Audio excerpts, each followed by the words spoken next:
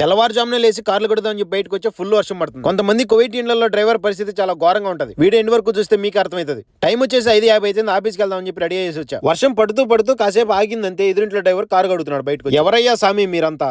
ఈ వీధిలోనే అతను వచ్చేసి ఆర్ఎస్ అనమాట. వర్షం ఆగిపోయింది ఇంకా పడదు అనుకోని కార్లు కడిగితే సరే ఒక పక్క ఉరుంతుంది మెరుస్తుంది వర్షం పడేలాగా ఉంది. కానీ వీళ్ళందరూ వచ్చి బయట కార్లు కడుగుతున్నారు. మా ఇంట్లో కూడా 4 కార్లు ఉన్నాయి. నేను కడగడం మానేసా. చూడండి ఒకసారి దుమ్ము ఎలా ఉందో. కడిగినా మళ్ళీ 10 నిమిషాల తర్వాత వర్షం పడుతుంది మళ్ళీ కడగాలి. ఎందుకయ్యా సామి వర్షం పడుతుంది కదా కార్లు ఎందుకు కడుగుతున్నావు అని చెప్పి నేను అడిగితే వర్షం పడుతుందని చెప్పి ఒక రోజు కార్లు కడకుండా ఉండేసరికి వాళ్ళ బాబా బయటికి పిలిచి కార్లు ఎందుకు కడగలేదని చెప్పి తిట్టాడంట. వర్షాలు వచ్చినా వరదలు వచ్చినా నాకు సంబంధం లేదు. పొద్దున్నే నేను ఆఫీస్కి వెళ్ళేటయానికి కార్ రెడీగా ఉండాలని చెప్పాడంట. అందుకే వర్షం పడినా కార్లు అయితే కడిగేస్తానని చెప్పి చెప్తున్నాను. ఈ గల్ఫ్ దేశాల్లో పనిచేయడం మీరు అనుకున్నంత ఈజీ కాదు. ఎండకి ఎండాలి, చలికి భరించాలి. ఏ పనైనా ఎంత కష్టానైనా ఓపికగా చేసుకుంటూ నవ్వుతూ ముందుకెళ్ళిపోవాలి. ఇంట్లో పనిచేసే డ్రైవర్లది ఆర్ఎస్ఎల్ ఏం తప్పలేదు. వానర్లు ఏం చెప్తే చేయడం తప్ప మన చేతులు ఏముండదు. కొత్తగా గల్ఫ్ వచ్చే వాళ్ళన్నిటికీ సిద్ధపడి రండి. గల్ఫ్ లో ఉన్న డ్రైవర్ల పరిస్థితి చూసారు కదా. వీడియోలో కామెంట్ చేసి ప్లీజ్ లైక్ అండ్ సబ్స్క్రైబ్ ఉంటా. బాయ్.